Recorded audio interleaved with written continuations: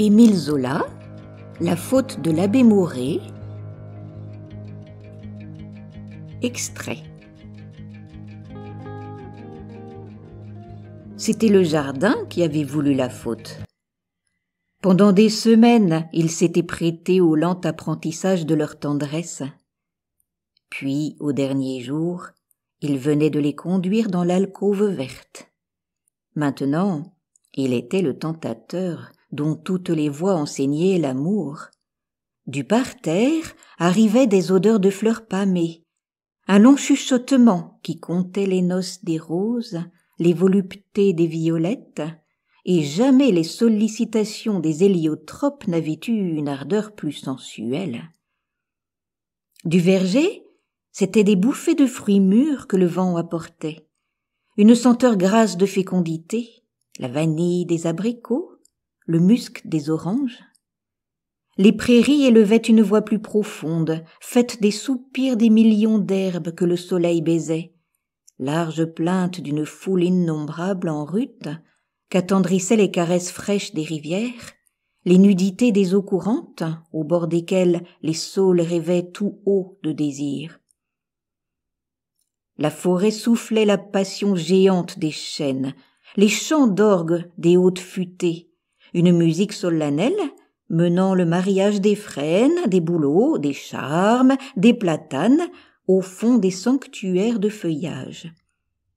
Tandis que les buissons, les jeunes taillis, étaient pleins d'une polissonnerie adorable, d'un vacarme d'amants se poursuivant, se jetant au bord des fossés, se volant le plaisir, au milieu d'un grand froissement de branches.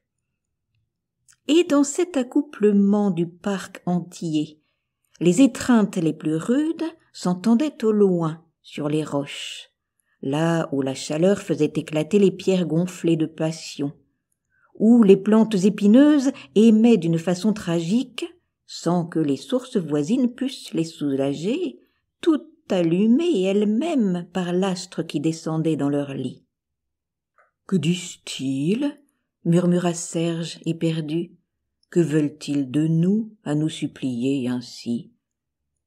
Albine, sans parler, le serra contre elle. Alors Albine et Serge entendirent. Il ne dit rien. Il la lia de ses bras, toujours plus étroitement. La fatalité de la génération les entourait. Ils cédèrent aux exigences du jardin. Ce fut l'arbre qui confia à l'oreille d'Albine ce que les mères murmurent aux épousés le soir des noces. Albine se livra, Serge la posséda, et le jardin entier s'abîma avec le couple dans un dernier cri de passion. Les troncs se ployèrent comme sous un grand vent. Les herbes laissèrent échapper un sanglot d'ivresse. Les fleurs évanouies, les lèvres ouvertes, exhalèrent leur âme. Le ciel lui-même, tout embrasé d'un coucher d'astres, eut des nuages immobiles, des nuages pâmés, d'où tombait un ravissement surhumain. Et c'était une victoire pour les bêtes, les plantes, les choses qui avaient voulu l'entrée de ces deux enfants dans l'éternité de la vie. Le parc applaudissait formidablement.